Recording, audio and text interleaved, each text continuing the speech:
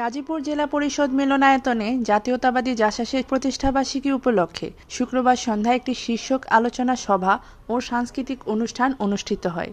শহীদ জিয়াউর রহমানের ১৯ দফা এবং তারেক জিয়ার ৩১ দফা নিয়ে আলোচনা করা হয় এই অনুষ্ঠানে। গাজীপুর মহানগর জাসাস সভাপতি সৈয়দ হাসান জুন্নারাইন সোহেলের সভাপতিত্বে সভাটি অনুষ্ঠিত হয়।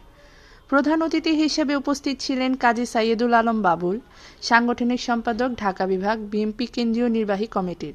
তার বক্তব্যে বলেন, বাংলাদেশে ঐতিহ্যবাহী, ঐতিহাসিক ও সাংস্কৃতিক রাজনীতিতে যে কালচার আমরা ছোটবেলা থেকে দেখে এসেছি তা এখন প্রায় ভুলেই গেছি।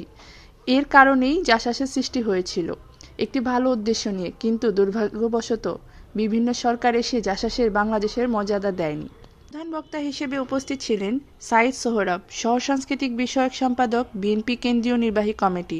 বিশেষ বক্তা হিসেবে উপস্থিত ছিলেন ডক্টর মাজারুল আলম, সদস্য বিএনপি কেন্দ্রীয় নির্বাহী কমিটি, এবং মাজারুল ইসলাম, যিনি পাকিস্তান সরকারের কথা তুলে ধরেন এবং শহীদ জিয়াউর রহমানের দ্বারা বাংলাদেশের প্রথম সংস্কারের কথা উল্লেখ করেন।